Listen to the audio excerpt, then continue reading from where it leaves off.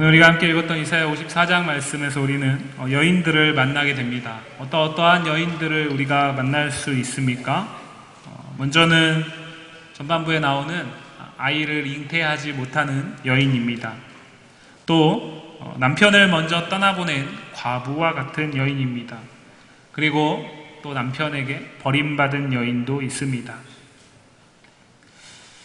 하나하나 한번 생각해 보겠습니다.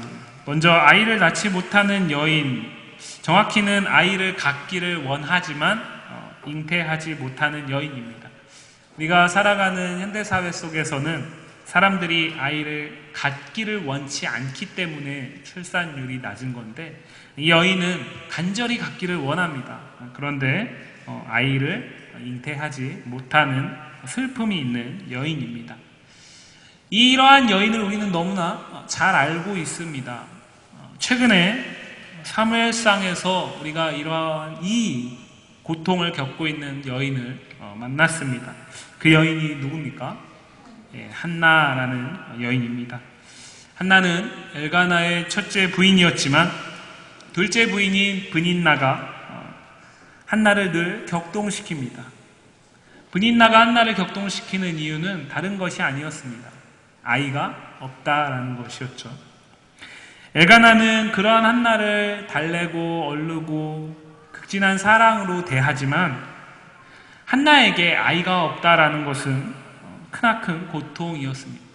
그래서 마음을 토하고 애통하며 하나님 앞에 기도할 수밖에 없게 하는 문제입니다.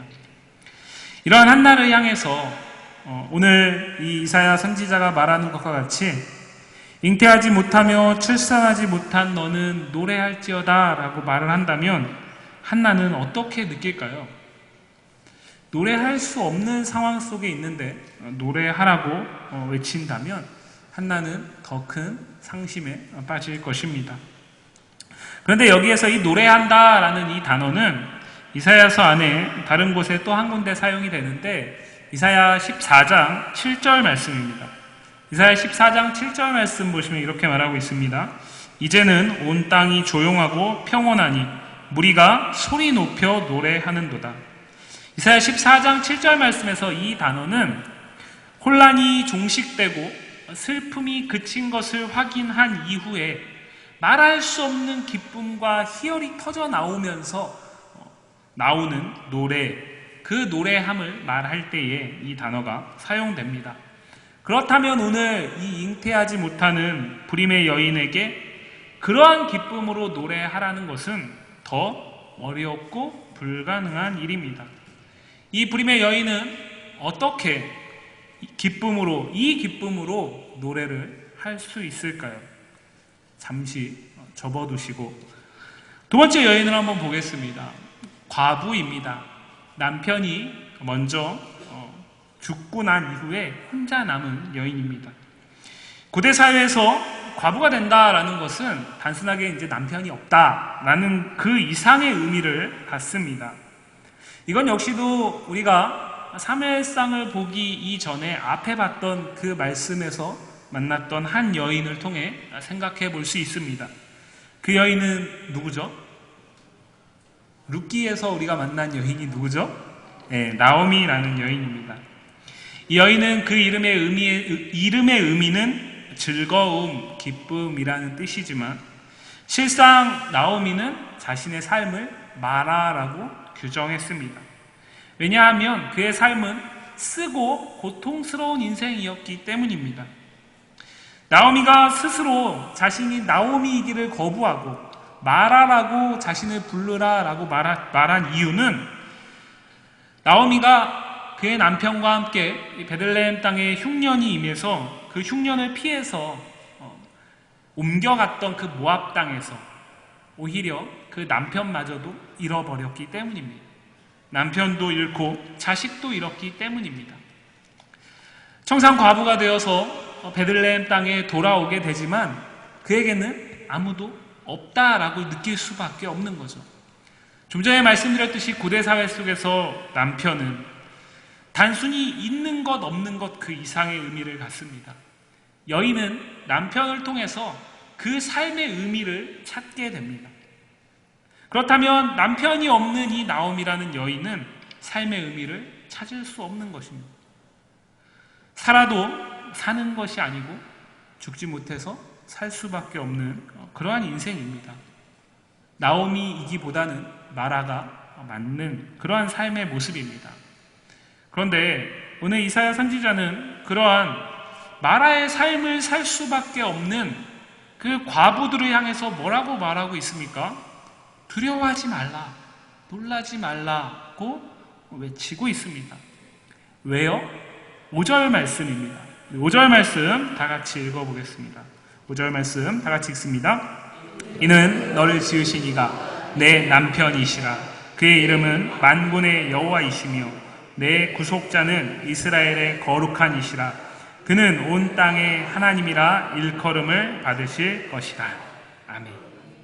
다시 룻기로 돌아가 보면 룻기에서 나오미가 그의 삶이 마라로 끝납니까? 나오미의 삶으로 다시 회복합니까? 나오미의 삶으로 회복하게 됩니다. 그럴 수 있는 이유가 무엇입니까? 그의 며느리인 룻이 엘리멜렉의 친족인 보아스와의 만남과 혼인을 통해서 기업을 물르는 그 일을 통해서 남편이 자신에게 생겼기 때문에, 그러니까 기업을 물러줄 사람이 생겼기 때문에 나오미는 마라에서 나오미로서의 새로운 존재로 거듭날 수 있었던 것입니다. 오늘 이 이사야 선지자가 말하고 있는 이 과부에게 누가 남편이 되어주시겠다라고 말하면서 선지자는 두려워 마라, 놀라지 마라 라고 외치고 있습니까? 하나님께서, 이스라엘의 구속자이신 하나님께서, 이스라엘의 거룩하신 하나님께서, 온 땅의 하나님이라 부름받기에 합당하신 그 하나님께서 남편이 되어주시겠다라는 그 약속을 주면서, 그러니까 두려워하지 마라, 그러니까 놀라지 마라 라고 얘기한다라는 것입니다. 이제 이 여인은 절망이 아니라 소망을 노래할 수 있습니다. 이제 이 여인은 더 이상 쓰디쓴 인생이 아닙니다. 왜냐하면 이 여인도 남편이 있기 때문입니다. 더군다나 그 남편이 세상을 주관하시고 이스라엘을 구속하신 하나님이시기 때문입니다.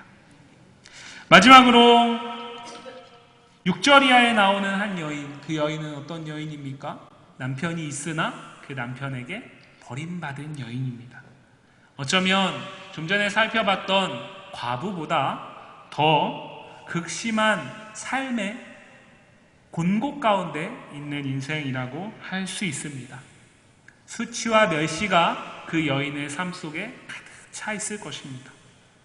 그러나 과부에게 찾아가셔서 남편 되신 하나님은 그렇게 남편에게 버림받은 여인에게도 찾아가십니다. 그래서 그의 슬픔을 기쁨이 되게 하십니다. 7절과 8절 말씀 우리 한번 같이 읽어볼까요? 7절과 8절 말씀입니다. 내가 잠시 너를 버렸으나 큰 긍휼로 너를 모을 것이요 내가 넘치는 진노로 내 얼굴을 내게서 잠시 가렸으나 영원한 자비로 너를 긍휼히 여기리라. 아멘. 아멘. 예. 이 부분을 이해할 때에 우리가 구약 성경의 호세아서를 가지고 이해하면 조금 더 이해를 쉽게 도울 수 있을 것 같습니다. 한번 집에 가셔서 읽어보시기 바랍니다. 호세아서는 호세아라는 선지자와 그의 아내 고멜의 이야기를 담고 있습니다. 그런데 이 아내 되는 고멜이 창녀입니다. 하나님은 호세아에게 명하십니다. 무엇이라고요? 호세아가 고멜을 찾아가서 아내로 삼으라고, 아내로 받아들이라고 명하십니다. 창녀의 삶을 살고 있던 이 고멜에게 호세아라는 하나님의 부름받은 선지자로서의 아내가 된다라는 것, 그것은 일생일대의 기회라고 할 수 있습니다. 그러나 호세아서에서 만나는 이 여인은 이 기회를 제 발로 차버립니다. 이 기회를 잡고 이전과 전혀 다른 삶으로, 변모된 삶으로 살아가려고 하기보다는 결혼이라는, 혼인이라는 행위를 통해서 남편과 아내의 관계를 맺었지만 또다시 그 과거의 창녀의 삶으로 돌아갑니다. 그래서 아내이기보다는 남편에게 근심이 될 수밖에 없는 여인입니다.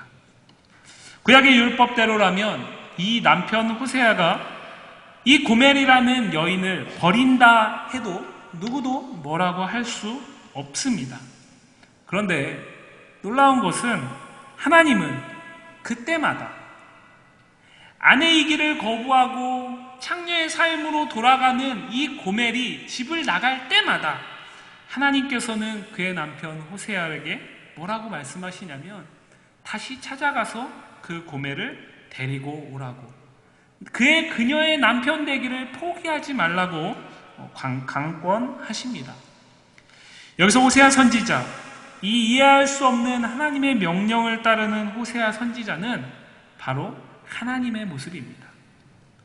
그리고 그 이해할 수 없는 사랑을 기쁨으로, 감격함으로 받고 그 안에서 살려고 하기보다 끊임없이 그 사랑을 거부하고 벗어나려고 애쓰는 이 여인 고멜은 하나님이 그렇게도 사랑했던 이스라엘 백성의 모습입니다.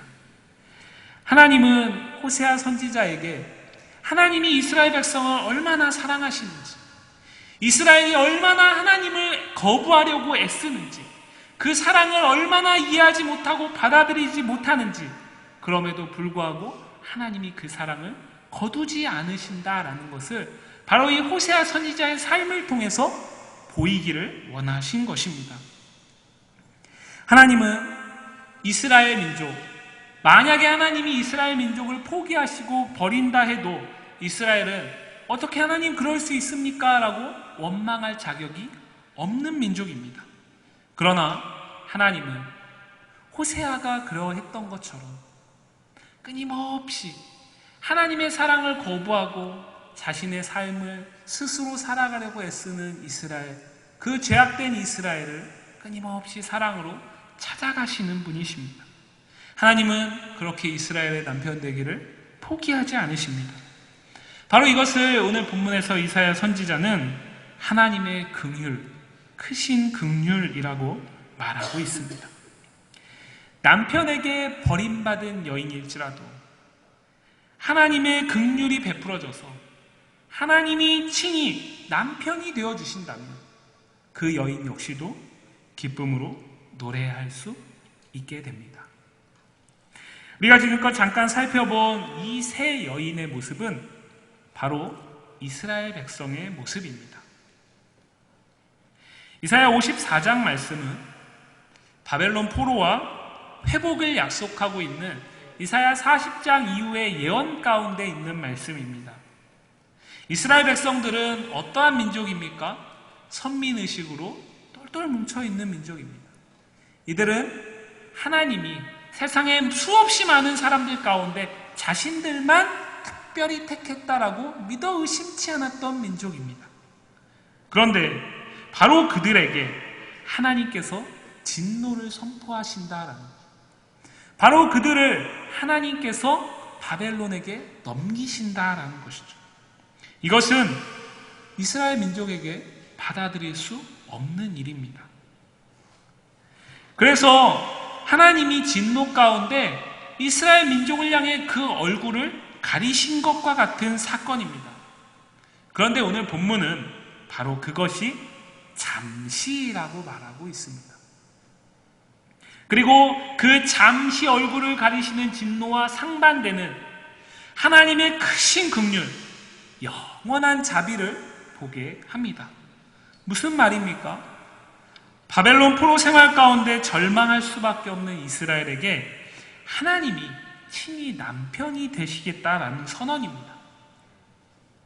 이들은 하나님이 자신을 버렸다라고 생각했습니다. 지금까지는 하나님이 언제나 자신들의 보호자시고 주관자 되셔서 마치 이스라엘을 아내 삼으시는 남편이기를 하나님이 포기하지 않으셨다라는 것에 대한 믿음이 흔들림이 없었는데, 이 바벨론 포로 생활을 겪으면서 이들은 그 믿음이 온데간데 없이 더 이상 그 믿음을 붙들 수 없게 되었다라는 거죠. 그때에 하나님께서 이 이스라엘을 찾아오셔서 다시 그들의 기쁨으로 노래할 수 있도록, 다시 그들이 절망이 아닌 소망으로 하나님을 찬양할 수 있도록 친히 찾아오셔서 남편이 되어주시겠다라는 약속입니다. 그뿐 아니라 오늘 이사야 선지자는 이 바벨론 포로 생활을 이스라엘 백성들이 너무나 잘 알고 있는 노아의 홍수 사건과 같은 것이다 라고 말하고 있습니다. 9절과 10절 말씀에 나오는데요. 여기에서 이사야 선지자가 노아의 홍수를 말하는 것은 그것이 다시는 없을 것이라는 하나님의 약속을 기억하게 하는 것입니다. 무엇입니까? 바벨론 포로 생활, 이방 민족에게 하나님이 이스라엘에게 얼굴을 가리시면서 진노를 부으심으로써 이스라엘이 이방 민족에게 멸망당하게 하시는 이 일이 다시는 없을 것이다 라는 약속입니다. 그런데 이스라엘은 바벨론 포로 생활 70년이 끝난 이후에 이 약속대로 다시는 이방 가운데 멸망당하지 않았습니까? 그렇지 않습니다. 역사 가운데 주후 70년 로마의 티투스 장군에 의해서 예루살렘은 완전히 함락당합니다. 이스라엘은 분명히 또 한 번의 절망을 맞게 됩니다. 그렇다면 오늘 본문 가운데 하나님이 말씀하시는 다시는 이렇게 멸망당하고 진노를 내가 붓지 않겠다라는 이 약속은 하나님의 굳은 맹세는 허언일까요? 결코 그럴 수 없습니다. 왜냐하면 하나님은 시건하지도 않으시고 허언하지도 않으시는 분이시기 때문에 그렇습니다. 결론부터 말씀드리면 이 약속은 1차적으로는 바벨론 포로 생활이 잠시 진노 가운데 주어진 것이고 하나님의 영원하신 인자하심과 하나님의 크신 긍휼, 그 불붙는 긍휼이 반드시 이스라엘을 돌아오게 할 것이라는 약속이 맞습니다. 그러나 노아의 홍수와 같이 다시는 진노를 붓지 않겠다라고 말씀하시면서 주시는 이 화평의 언약은 구약의 민족적인 이스라엘에게 주시는 언약이 아니라 새로운 이스라엘에게 주는 약속임을 우리는 기억해야 합니다. 10절 말씀에서 선지자는 화평의 언약이 결코 흔들리지 않을 것을 이야기하면서 산들이 떠나고 언덕들이 옮겨지는 상황에 처할지라도 결코 그런 일은 있을 수 없습니다. 그러나 그렇게 절대로 불가능한 가정 가운데서도 모든 것이 뒤집어지고 절대로 일어날 수 없는 그 어떤 일들이 일어나는 상황이 있을지라도 그때에도 하나님이 약속하신 이 화평의 언약은 절대로 흔들리지 않는다. 반드시 이루어질 것이다 라는 것을 말하고 있습니다. 세상이 끝나고 종말이 온다 해도 이 언약은 반드시 이루어집니다. 하나님은 바로 그것을 약속하십니다. 그런데 이 약속은 좀 전에 말씀드렸듯이 구약의 이스라엘 민족에게 주어진 약속이 절대로 될 수 없습니다. 왜냐하면 이스라엘이라는 민족은 또 한 번의 멸망을 경험하기 때문입니다. 오늘 본문인 이 54장 바로 앞장에는 우리가 너무나 잘 알고 있는 내용을 기록하고 있는 53장이 있습니다. 정확히 말하면 52장 13절부터 53장 12절까지 하나님은 이사야 선지자를 통해서 오늘 이 54장에 이 화평의 언약을 주시기 이전에 먼저 우리가 잘 아는 너무나 중요한 한 사건을 기록하고 예언하십니다. 그것은 무엇입니까? 고난받는 종에 대한 약속입니다. 고난받는 종은 누구입니까? 우리가 이미 알고 있듯이 예수 그리스도입니다. 그가 찔림은 우리의 허물을 인함이고 그가 상함은 우리의 죄악을 인함이라. 우리의 죄로부터 우리를 구속하시기 위해서 하나님께서 고난받는 종을 대속제물로 그 값을 치르게 하시고 우리를 영원한 언약으로 인도하신다라는 그 약속을 행하시는 고난받는 종. 이 고난받는 종은 예수 그리스도로 신약에서 성취됩니다. 예수 그리스도의 사역은 죄로부터 우리를 해방시킵니다. 그로 인해서 우리는 다시 하나님을 찬양할 수 있습니다. 예수 그리스도의 사역이 있기 이전에, 이 고난받는 종의 사역이 있기 이전에 우리는 잉태하고 싶으나 잉태하지 못하는 여인과 똑같은 고통 가운데 있었습니다. 우리는 하나님을 찬양하고 하나님을 예배하고 싶지만 우리가 가지고 있는 해결되지 않는 그 죄로 인해서 하나님을 절대로 기쁘시게 할 수 없는 존재였다라는 거죠. 우리는 하나님을 남편 삼을 수 없는 과부의 삶을 살 수밖에 없는 사람들이었습니다. 우리는 하나님의 버림을 받아 마땅한 사람들이었다라는 거죠. 그런데 이 고난받는 종의 이해할 수 없는 대속의 사역을 지난 이후에 우리는 잉태하지 못하는 여인이지만 그 가운데 씨를 주실, 자손을 주실 것을 믿음으로 기다리면서 장막을 크게 짓고 하나님을 향해 크게 노래할 수 있는 사람들이 되었다라는 것입니다. 남편이 없어서 고통하고 슬퍼하고 애통하면서 하나님의 남편 되시는 그 은혜를 경험하면서 우리는 기쁨으로 하나님을 노래할 수 있게 되었고, 내가 절대로 하나님께 나아갈 수 없었는데 하나님이 나를 다시 찾아오셔서 그 잠시 나를 향해 얼굴을 가리우신 그 사건을 하나님이 영원하신 자비로 다시 우리에게 남편이 되셔서 회복하신 사건, 그것이 바로 이사야 53장에 나와 있는 고난받는 종 예수 그리스도의 십자가의 대속의 사건입니다. 그 사건이 있은 이후에 새로운 이스라엘이 된 우리에게 주어지는 약속이 바로 오늘 10절 말씀에서 말하고 있는 화평의 언약입니다. 화평은 무엇입니까? 화평의 언약은 무엇일까요? 다른 것이 아닙니다. 하나님과 친밀한 교제하고 하나님의 자녀로서 살아갈 수 없는, 하나님의 아내로서 살아갈 수 없는 우리가 하나님께서 우리의 남편이 되셔서 다시 그 은혜를 회복할 것을 말합니다. 그런데 이것은 무엇입니까? 하나님께서 주도적으로 행하신 사건이기 때문에, 과거에는 우리가 행하는 어떤 것들 때문에 그 약속이 폐기되기도 하고 그 약속이 취소되는 것처럼 보였지만, 이제는 하나님이 그 아들을 고난받는 종으로 이 땅 가운데 보내셔서 우리를 위해 친히 대속죄물 삼아주신 이후에 우리에게 주어진 새로운 약속이기 때문에 이 약속은 세상이 흔들리고 뒤집어진다 해도 결코 사라지지 않고 결코 패하지 않는 영원한 약속이다라는 것을 오늘 이사야 선지자는 우리에게 보게 하는 것입니다. 이것은 하나님의 전적인 주도적인 사역입니다.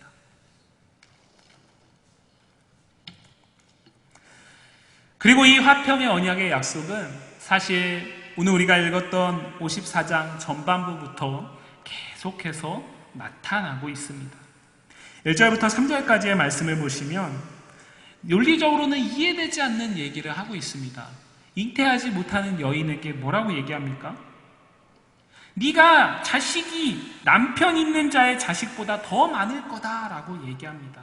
그러면서 그것이 여호와의 말씀이다라고 선언합니다. 그리고 그렇기 때문에 내 장막터를 넓히고 처소의 휘장을 아끼지 말고 장막을 넓게 크게 져서 하나님께서 주실 수없이 많은 자식들을 담을 집을 지으라는 거죠. 그런데 여기에서 말하는 이 잉태하지 못하는 여인이 갖게 되는 자식, 그리고 3절 말씀에 말하는 자손, 이것은 구약 성경에서 하나님의 언약 가운데 핵심적인 단어인데 씨 또는 자손 또는 자식이라고 번역되는 단어입니다. 이 약속은, 이 단어는 언제 처음 나타나냐면 아담과 하와가 에덴 동산에서 범죄할 때에 하나님께서 그들에게 원시 복음을 주시는데 창세기 3장 15절 말씀 가운데 이 약속이 처음으로 등장합니다. 그리고 그 이후에 하나님의 모든 약속은 이 씨를 주시겠다는 약속과 연관되어 있습니다. 아브라함에게 주신 약속을 생각해 볼까요? 하나님이 갈대아 우르 가운데 갈 바를 알지 못하고 있는 그 아브라함을 부르시면서 내가 내게 명할 땅으로 가라고 말씀하시면서 주신 약속이 무엇입니까? 내가 너로 큰 민족을 이루게 하겠다라는 거죠. 그런데 아브라함과 그의 아내 사라에게는 큰 민족을 이루기는커녕 씨가 없습니다.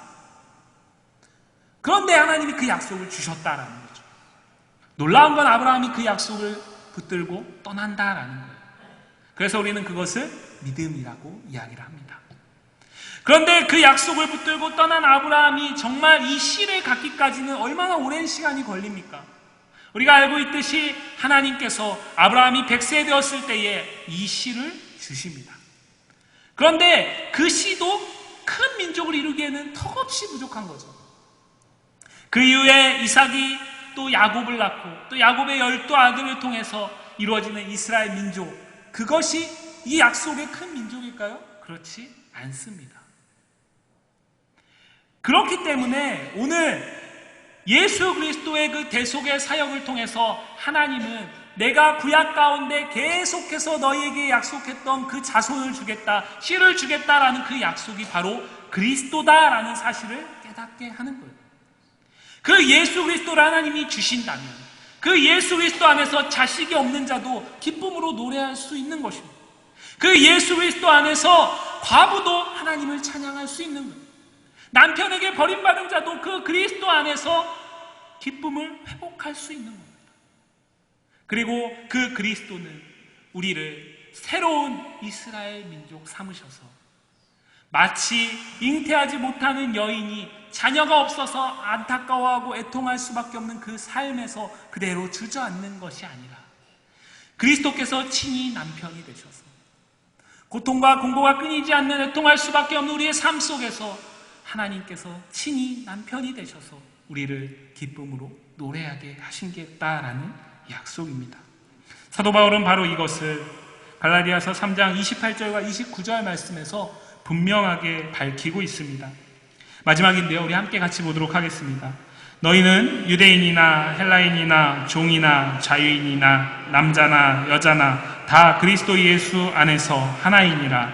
너희가 그리스도의 것이면 곧 아브라함의 자손이요 약속대로 유업을 이을 자니라.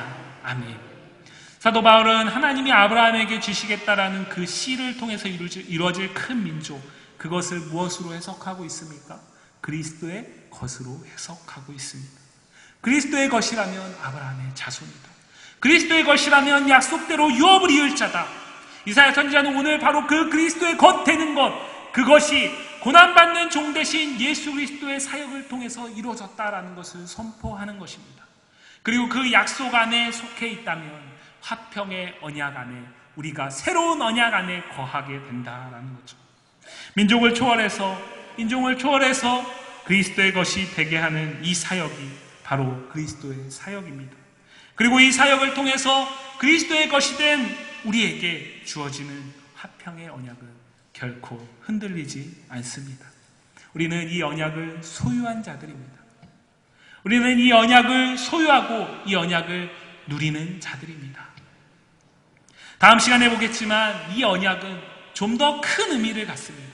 바로 오늘 우리가 교회를 이룬 것과 연관이 됩니다. 이 진리를 깨달음으로 화평의 언약 속에 있는 백성 되었음에 감사하며 기쁨으로 노래하는 우리 모두가 되기를 주의 이름으로 간절히 축복합니다. 기도하겠습니다.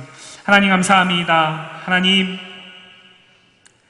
잉태하지 못하는 여인이 애통함으로 그 삶을 정철시킬 수밖에 없는 인생으로 끝나지 않게 하나님께서 친히 자녀를 주시고 과부에게는 남편이 되어주시고 버림받은 자에게도 찾아가셔서 남편이 되어주시는 것, 그것이 다른 것이 아니라 죄 가운데 버림받은 우리가 그리스도의 고난받은 그 종의 사역을 통해서 우리가 하나님의 자녀가 되고 하나님이 우리의 남편이 되고 그렇게 우리가 하나님이 원하시는, 하나님이 우리에게 허락하시는 새로운 언약, 화평의 언약에 초대받음으로써 그 언약을 약속으로 붙들고 살게 된 자임을 오늘 말씀을 통해 다시 한번 보게 하시니 감사합니다.